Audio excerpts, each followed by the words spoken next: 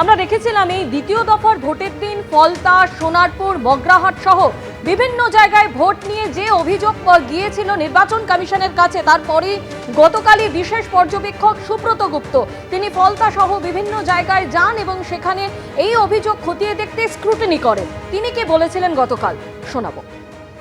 কিছু কিছু জায়গায় সমস্যা আছে, সেগুলো আমাদের খতিয়ে দেখার জন্য আমরা ভিডিও দেখছি। ফলতাতে আছে কিছু, পশ্চিম মগরাহাটে আছে কিছু, ডায়মন্ড হারবারে অবজারভার এবং রিটার্নিং অফিসার 4টে রিপোর্ট রেকমেন্ড করেছেন। বাকি জায়গাগুলোতে কোনো রিপোর্টের রেকমেন্ডেশন এখন অবধি নেই। না, নিশ্চিত বলা যায় না, এটা তো ইলেকশন কমিশন সিদ্ধান্ত নেবে। রিপোর্ট দেখে, রিটার্নিং অফিসার রিপোর্ট দেখে ইলেকশন কমিশন সিদ্ধান্ত নেবে। কাল সকালের মধ্যে পৌঁছে যাবে রিপোর্টগুলো সব। এখনো পরীক্ষা চলছে, স্ক্রুটিনি চলছে, স্ক্রুটিনি শেষ হলে কাল সকালের মধ্যে রিপোর্ট ইলেকশন কমিশনে পাঠানো হবে। বিশেষ পর্যবেক্ষক সুব্রত গুপ্ত তিনি সমস্ত অভিযোগ খতিয়ে দেখেন এবং তারপর যে বিস্ফোরক তথ্য জানা যাচ্ছে যে ফলতার একাধিক বুথে বন্ধই করে দেওয়া হয়েছিল একাধিক ক্যামেরা। এ নিয়ে রাজনৈতিক মহলে কি প্রতিক্রিয়া, তৃণমূল মুখপাত্র অরূপ চক্রবর্তী কি বলেছেন শোনাবো। কমিশনের কোনো কথাই বিশ্বাসযোগ্য নয়। গতকালকে আপনারা দেখেছেন, আপনাদের চ্যানেলও দেখিয়েছে যে গুজরাট থেকে আসা নাগরিক কি করে স্ট্রং রুমের সামনে পৌঁছে যায়। এই কৃতদাস কমিশন কি অ্যাকশন নিয়েছে?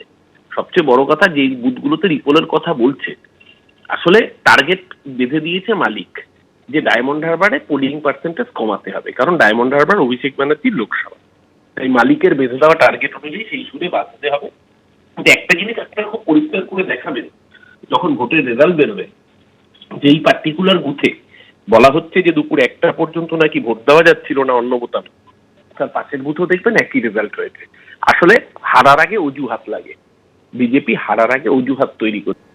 স্ক্রুটিনি রিপোর্টে জানা যাচ্ছে দুপুর 1টা পর্যন্ত শুধুমাত্র একটি দলেই ভোট পড়েছে। আর এই নিয়ে বিজেপি প্রার্থী সজল ঘোষের কি প্রতিক্রিয়া শোনাবো এবার। গান বেরিয়েছে না ওদের দলের নেতাদের নামে, মাঠ চোর, ও বোম বাঁধে, ও সাইকেল চোর, এরা সবাই সে চোর। এত বজ্র আসনের মধ্যেও ভাইপো তার নিজের এলাকায় যে কিছু চুরি করবে না, সেটা কি হয়? এটা ওদের জন্মগত ব্যাপার, এটাতে করে বেরোতে পারবে না। আবার নির্বাচন হবে, দেখুন আবার সেখানেও চুরি করে কিনে, এরকম ব্ল্যাক টেপ লাগিয়ে কিংবা ধরুন সিসিটিভি ঘুরিয়ে লাইট অফ করে। মানে এই যে একটা চূড়ান্ত অরাজকতার পরিস্থিতি সৃষ্টি করেছে, যে এত কঠিন পরিস্থিতি, সারা পশ্চিমবঙ্গে ভালোভাবে ভোট হলেও এই 30টা 35টা কেন্দ্রে ওরা বার করলোই, ওরা চোর চোরই থাকবে।